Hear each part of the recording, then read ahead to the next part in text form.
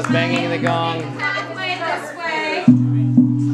We missed the bagpipes on video. Happy birthday to you. Cha cha cha. Happy birthday to you. Cha cha cha.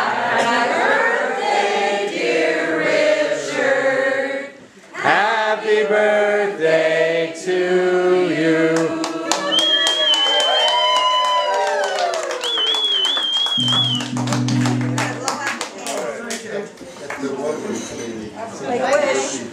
Only 2. How old are you now? I think I'm 80. 80 today, right? Today is the birthday. A real birthday. About 81. Making a wish. Julia, is he out of wishes already, or does he get one more? I think he gets. I think when you just be 80, you get as many. No, we got LJ, are you going to help? Don't set Are you gonna help Chloe? when they're going to go. All right, you gotta take your wish. Okay. Anytime. 1, 2,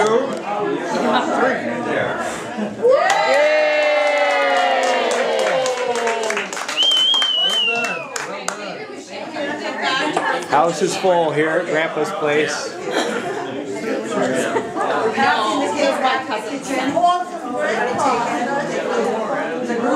There's Sally. Hi. So we've got this is the formal part of the program, the afternoon, the party, if you will. And people are welcome if you want to be up in the balcony or up the stairs, whatever you like to do. But I just wanted to say a few remarks for my dad.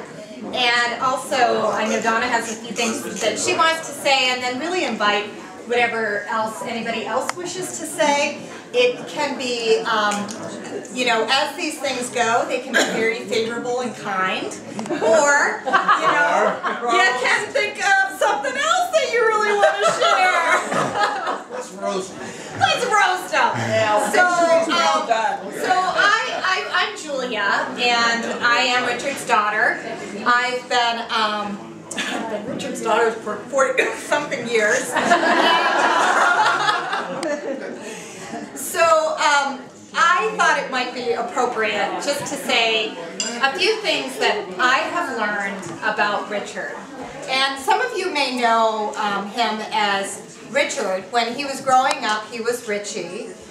When he turned into his professional life, he became Dick Maywald as a geophysicist. At one,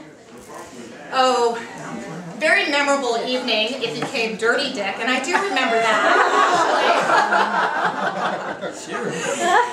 Later, it became Rich, and at some point, he is back to Richard. So, here's 5, these are the 5 B's that I think about when I think about what I've learned from my dad. And of course I had to make notes for myself. The first one is B for bargain. Now, you may think that my dad will say that he looks for a good bargain because he grew up in the Depression. But I happen to know that that's not true, that it's actually genetically coded into him. And I believe it's on the Maywald side of our family in Laurel. And Allison, you might be able to attest to this as well. Absolutely. Sally, too. That we come from a long line of bargain hunters. And dating back to what I remember my great aunts in Miles City, Montana, who would drive around in their little car, barely able to look over the wheel as they went rummage sailing. And I believe that Grandpa has also inherited that gene. You will notice that he's got quite an amazing and eclectic collection. And I say collection very broadly because there is no one particular thing that he looks for, but there are many things of many types. So some of them come from his various travels, and others come from his travels just down the street to Goodwill. So bargaining is something that I have learned from my dad. The other thing, the other B is be informed. And Siri, my daughter, can you remember something that Grandpa would say when we were traveling in Costa Rica with him? What would be one of the first things that he would say to other travelers? My name is Richard. No. How's the economy where you live? So we now have, I think, a lifelong subscription to The Economist. My family does, and this is due to my father, Richard, who believes very strongly in being informed, staying on top, and he will argue your ear off or debate or ask you what's your opinion so I can tell you what mine is. The third thing, the third B I've learned is sometimes bribery works. So I have this memory of, so as you know, my dad was a geophysicist for Texaco for over 30 years, moved all over the world.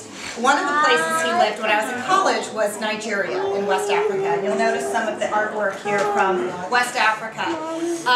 The day after Christmas, Boxing Day, in Lagos, Nigeria, my dad said, hey, you want to come with me? I'm going to go do something really fun. We went, okay, I'll go with you. So we packed a cooler full of Coke and Sprite. And in Nigeria, in Lagos, there are traffic cops, and we call them the Yellow Fever because of their yellow jackets that they wore. And also because you really didn't want to be stopped and caught. Dad went around and we would say Happy Boxing Day and give all these traffic police a cold Coke or Sprite. And they were just delighted. And so the next time we went out driving, they would, you know, try to stop you or whatever. And then they would remember, yes, you gave the Coke, thank you. And wave you on. So that was an important lesson. Bribery. Bribery. The other B is befriend. And this is probably my dad's greatest strength and really a testament to today. There's so many people here who you count among your friends. And I will always have a memory, again, well, my earliest memories of really welcoming people into our home were in Indonesia.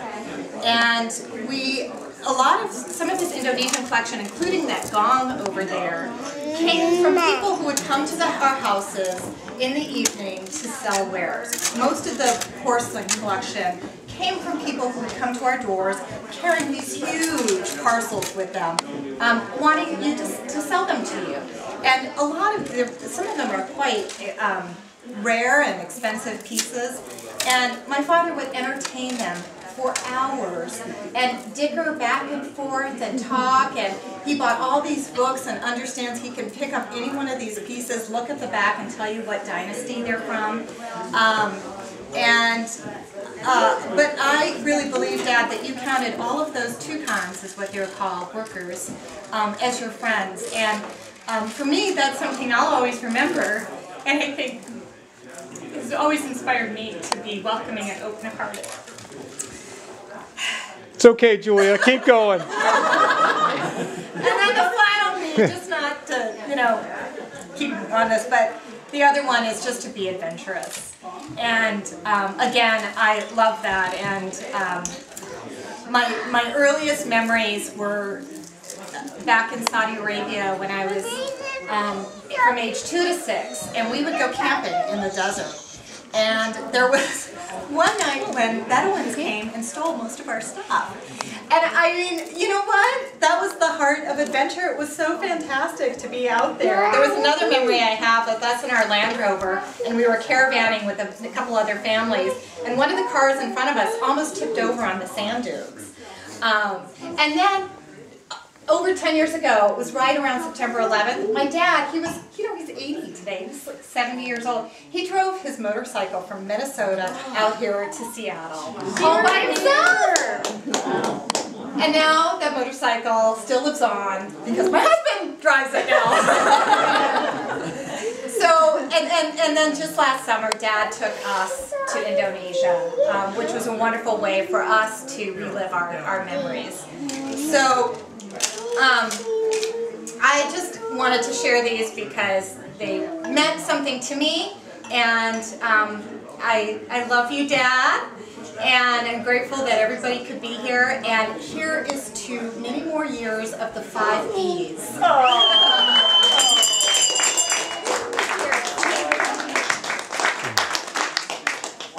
Thank you, Julia. And Donna. I have only known Richard for the last maybe 2.5 years. Seemed like 10, huh? I know it's I have heard about how he was born in Montana till the grasshoppers came. I don't know how many times. Moved to southern Minnesota. I have watched him flirt with every woman in a skirt I've ever seen. Always. I met Richard when I was sort of at one of my lows. And one of the things, well, first of all, I heard a guy at the Y say, "Boy, you've got to go to Richard's house. He's really an art collector." And my ears went up like this. Oh, that sounds interesting. So he came to my house one day. And my house is kind of unusual. It's not quite as tight as this. But I could see that he was turning grayer and grayer. And even his lips were white. And he went home and we had this little conversation on the phone, and he thanked me for the tour of my rather unusual house.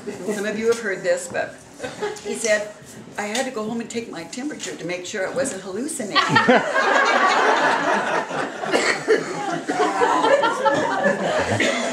So he invited me to come to his house.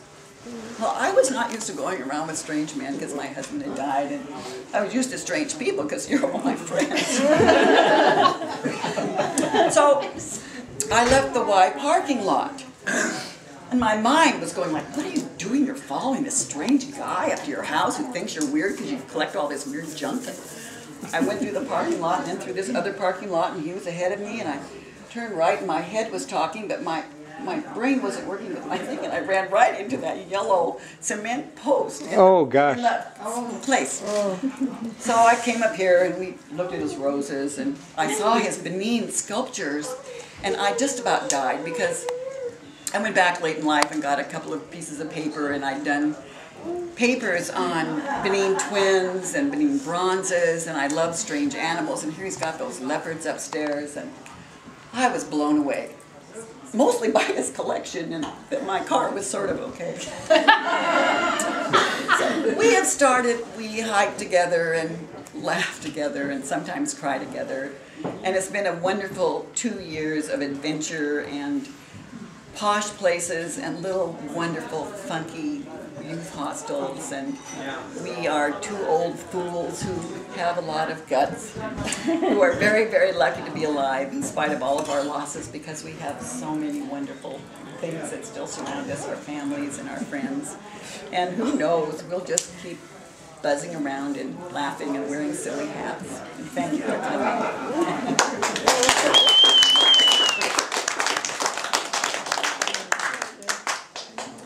Blown away. Put on your wings, Richard. It's still your birthday, Grandpa. You want to say a few words? Okay, I will say a few words. And some of the things you've already heard. Don't start with Montana, Richard. I will. I think it's important in your life where you started and originated from. My folks were originally from Minnesota. And they moved to Montana because the railroad had a deal that they would 20 minutes. go out there for nothing just to see where the ranch land was, so they get people to move out there. So my folks moved out there in 1928, and I was born in 1932. But I was born in On January 7th. Huh? Well, but I was lucky to be alive, you know. So they moved back to Minnesota, and that's part of my always looking at life the way it is. You come up through hard times and you try to do the best you can. And if you don't, you're going to be a loser. And some of us are losers anyway, you know.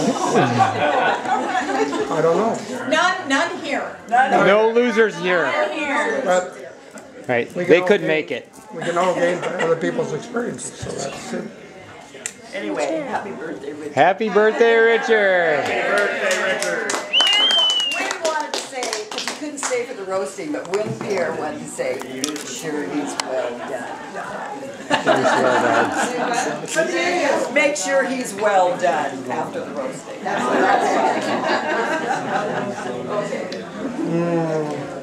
So we do have cupcakes, if you haven't already had any. We have carrot cake. They're his favorite carrot cake cupcakes. Good taste. Julia, thank you for organizing Richard's party. And Donna. Thank you. Donna organized the Love Cave out back. Nice. Yeah. If you haven't experienced it, please do. Oh yes, please go out there and put on a hat. Yeah. Happy your 80th, Richard. Thank you very much. Oh my